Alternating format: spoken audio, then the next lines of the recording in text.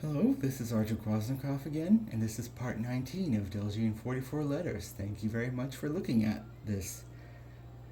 The next letter we're going to review is one that is very cool to me personally because it has to do with one of the major visual art projects of mine that is pretty significant and I'll talk about shortly. But let's go ahead and talk about its name and its sound and learn how to write it. So the name of this next letter is called K'aj, and K'aj is very similar to the letter Ka, which we just reviewed, and it's made with that same type of K sound, but it's a glottalized version. So when you see it written in Latin letters in things like textbooks, it is written with K apostrophe. And so the difference between that is going back to the very first video of this whole series and me talking about glottalization and how much of a role it plays in Dena'ina language. It is evident here, and so when you switch an unglottalized K sound, ka'a, with a glottalized K sound of ka'aj, it can change the definitions of many words, and so it's important to know the difference between the two, and it's important to have a difference between the two in a written system. So the easiest example I can think of the difference between the two is the word kenu and k'enu. Kenu can mean a tribe or a culture of people, and it's actually the part of the Dena'ina name of my tribe, Nichił Dena'ina, which means Nilchik village tribe, literally.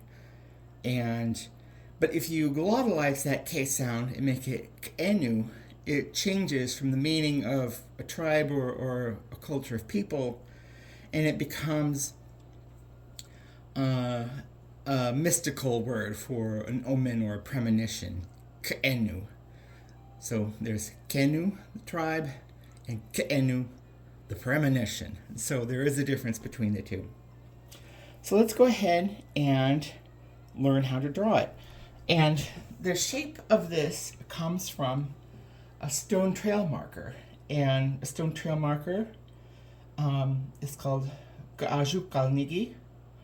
And the word Ka'aju is where that letter name comes from, Ka'aj. It's just Ka'aju without the last U sound at the end of it. And from this little diagram here, you can see that it's like a really simplified curlicue, which represents the first couple layers of a stone trail marker. And let's go ahead and draw that. I will use both my brush, and I have a wonderful new copper ink marker, one that I think actually works beautifully, and I will demonstrate it with that. And one of my wonderful, well, I think both of my wonderful nieces got me this marker set, so I'm very excited about using it. And so this is really easy. It's just a curlicue that looks a bit like the number 3. So starting up here at the top, you start on the right side and do like an oval that way.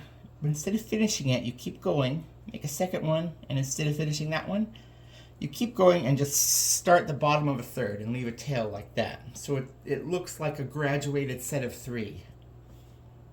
And the lowercase version, it just looks like a number 3 with a very fat bottom.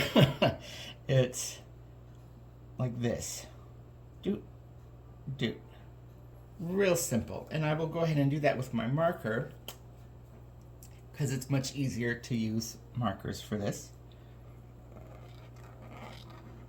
Like that, and lowercase like that. So here's uppercase and lowercase Ka'aj. Alright, now the letter itself is very useful in Dena'ina because it begins many, many words and phrases. And in a previous video, I briefly mentioned this letter because it is the beginning of a whole bunch of nouns and noun phrases. And nouns and noun phrases to me are the basic building blocks that are very important in learning an endangered language, because it's kind of that cataloging of what people classify as distinct nouns from each other that really gives you a sense of the flavor of the language. And it's almost impossible for me to come up with a list of example words because there are just so many. And as I have mentioned previously, the letter of Kaj, the K apostrophe, is almost like saying a or the. It's almost like having an article that's cooked into a word, but it's not grammatical. It's still a part of the word being a word. I'm not sure what the history of that is, if it's like a leftover from an unknown pre-Dena'ina language or not, but I know that it's just very interesting to have this whole set of hundreds of words and expressions that start with this one sound. It almost kind of lets you know you're saying something in the spirit of something. You're almost saying, like, instead of calling these markers, maybe I could say, these are noun markers. I'm almost like introducing it as a noun already with just that one little sound. And that's what I find really interesting about the letter itself. So let's look at some of my favorite example words. One very simple is kati, which just means juice, like a fruit juice or a juice from a sapling or a tree. Kati, and it's very important to distinguish that this means it's fresh, it hasn't been cooked. Here's a little bit of a longer word.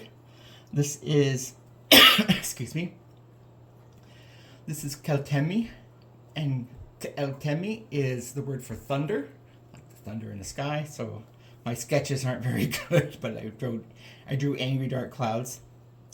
And the next two are a couple more conceptual and spiritual words. This one is keiga, which means a person's a shadow or reflection, and it's very much a spiritual term. The literal definition of shadow and reflection don't really communicate what this word means. It's like words that best fit, but they're not a 100% translation. And over here is keiji, and keiji is another more spiritual word that means like an incantation or a spell or a chant, a type of a prayer. And it can also mean somebody's name. So you can think of the definition of somebody's name and a chant or a specific spiritual expression as related to each other. So this word is evidence of people's names being like their own spell. It's like when somebody says Argent to me, they're saying my personal spell because that's the sound that is equivalent to my personal self. And so I find that one to be really interesting. Okay, those are some example sounds, and now let's go ahead and talk about this stone marker itself and its inspiration. My dog is beneath me and he's fussing right now, so you'll have to excuse me. I'm a little distracted. So this is a Kaaju Kanigi, but as you can tell from my drawing here, I've used this very pale green, which for me is like my number one favorite color in the whole world, and I use it all the time. It's sort of synonymous with things that I do. It's almost like my signature. But the reason I use this in this example, in this drawing, is because of a sculpture that I designed called Tuyani Tuntuget, and it uses the shape and the motif of this stone marker, but it uses contemporary materials, and it also incorporates some traditional knowledge of navigation. And stone trail markers are really interesting to me because they are almost a form of a proto-language. They are a way that somebody has manipulated their earth and surroundings to communicate us something other than stones itself. So if somebody in the far distant past, ancient peoples that we're not even sure what language they spoke because it's been so long, they would make these stone markers, and markers out of other things, but stones are probably the best examples because we do have plenty of loose stones just from the nature of our terrain. And those would be left for people that they haven't spoken to, and they would know that they would mean something. And so that's what I wanted to incorporate into this sculpture that I did of Nichił Dena'ina, and use that as a physical representation of traditional knowledge that we either don't know about because it's been lost to history, or traditional knowledge that has been reinterpreted in different ways, and so we're not quite sure what is canon, so to speak. What is authoritative, what is, and just trying to figure it out. And so using it as kind of a marker to represent our people and the presence of our historical knowledge, but also have this more contemporary look and feel to kind of give a living context to it. And that's all very fine and dandy. But I think seeing it would be helpful. And this is a copy of the Alaska Humanities Forum magazine that did an article about it last year. And so there's an image of it on the table of contents. So you can see it's meant to represent contemporary glass. Although it's made out of a acrylic material to withstand the elements. But I wanted to use glass because I love glass. It just represents contemporary people, I think, very perfectly. And here's another image of it here with a very funny picture of me looking there. It's a good picture, but, I'm always self-conscious of my personal image. But I like this one. I like how it looks in the sky in this image here. I'm trying to hold it at different angles so I can make sure it's easily visible on camera.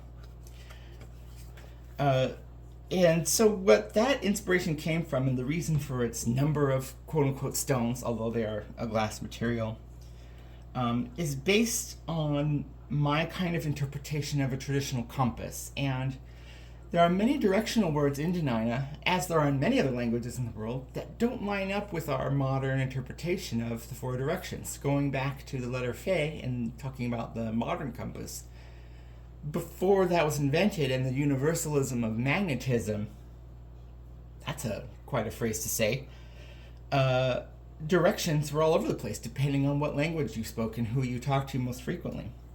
And so I did this little loose diagram here, and these very faint blue marks are the modern compass. North going this way with an N, south here, west and east. But in Dena'ina, we had these, or historically, we have directional terms that loosely line up to 5 different directions around an elevated point, which is called Tuyan, and it's actually fairly near me in the Ninilchik area itself of the Lower Kenai Peninsula.